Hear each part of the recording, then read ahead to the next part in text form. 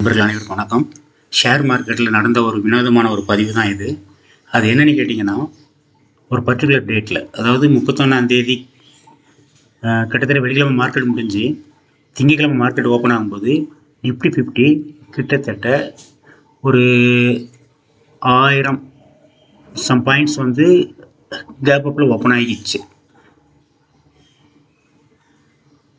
22,530 23,300 okay 800-900 points Nifty 50 gap அப்பில் open ஆச்சு. அதே நேரத்தில் வந்து பார்த்திங்க அப்படின்னா அதானி போர்ட்ஸ் இதுவும் நல்ல ஒரு கேப் அப்பில் ஓப்பன் ஆகி அப்படியே இருந்துச்சு. ஆனால் நிஃப்டி 50ல் உள்ள 50 ஸ்டாக்லேயும் எந்த வகையிலும் ஒரு மூமெண்ட்டே இல்லாத, அதாவது பெரிய அளவில் ப்ராஃபிட் தராதது ஒன்று அப்படின்னு கேட்டிங்கன்னா, அன்னைக்கு டேட்டுக்கு பார்த்தீங்கன்னா ஏசர் மோட்டார்ஸ் கிட்டத்தட்ட அதனுடைய ப்ரைஸ் வந்து 31ஆம் தேதி வெள்ளிக்கிழமை முடிஞ்ச ப்ரைஸ் வந்து 47,033 அப்படின்னா, திங்கக்கிழமை மேக்ஸிமம் அது போனது 47,096 33,96னா கிட்டத்தட்ட ஒரு 63 பாயிண்ட்டு. அதுக்கு பிறகு அது ஃபுல்லாக இறங்குன்னு 2 நாளாக இறங்கியிருக்கு.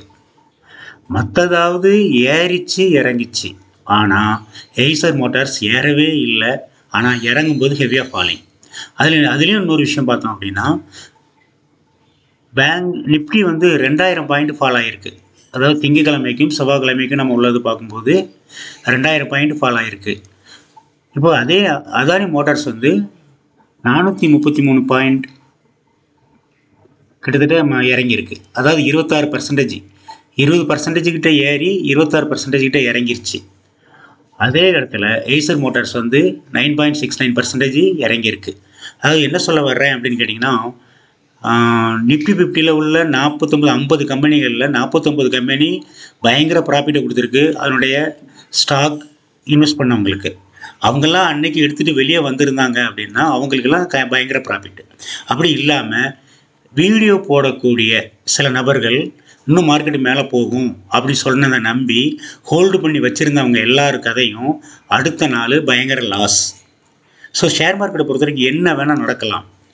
ஸோ மார்க்கெட்டில் வந்துட்டு என்ன வேணாலும் நடக்கலாங்கிறபோது அது சில நேரங்களில் உங்களுக்கு லாபமாகவும் மாறலாம், சில நேரங்களில் நஷ்டமாகவும் மாறலாம். ஸ்விங் ட்ரேட் ஃபாலோ பண்ணுங்க அப்படின்னு சொல்லுவாங்க சில பேர். இந்த இடத்துல ஸ்விங் ட்ரேட் ஃபாலோ பண்ணி ஹோல்டு பண்ணி வச்சுருந்தவங்கெல்லாம், அதாவது பேராசை பெருநஷ்டம் அப்படிங்கிற மாதிரி தான். அன்னைக்கு இப்போ திங்கக்கிழமை வந்து பயங்கர மூவ்மெண்ட் கொடுத்தது, செவ்வாய்க்கிழமை பயங்கர லாஸை கொடுத்துருச்சு. யாருமே இது எதிர்பாராதது.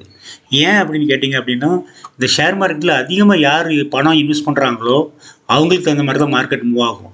அதுலேயும் வந்து மார்க்கெட் வந்து ஃபுல் அண்ட் ஃபுல் இருக்கிறது வந்து ஆப்ஷன் செல்லர் கையில் இருக்குது.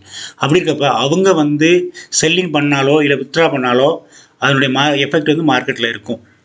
கோடி கணக்கில் லட்சம் கோடி கணக்கில் இன்வெஸ்ட் பண்ணக்கூடியவங்க தான் மார்க்கெட் கண்ட்ரோல் ஆகும். ஸோ மார்க்கெட்டில் இந்த இடத்துல ஒரு பதிவு பண்ணணுங்கிறக்காக, அதாவது 50 கம்பெனியில் 49 கம்பெனி ஏறினா கூட ஏறாத ஒரு கம்பெனி இருந்தது, இது ஏசர் மோட்டார்ஸ். எல்லா கம்பெனியும் இறங்கும்போது அதுவும் இறங்கிச்சு. ஸோ 50 ஸ்டாக்கில் இந்த ஒரு ஸ்டாக்கில் மட்டும் இன்வெஸ்ட் பண்ணவங்க நிலைமை கொஞ்சம் மோசம்தான். Okay, thank you friends. இந்த மாதிரி ஒரு அக்கேஷன்ஸ் வந்து நமக்கு அமையிறது கஷ்டம். அமையும் போது அதை பதிவு பண்ணணுங்கிறக்காக தான் இந்த பதிவு. Thank you very much. பாய்.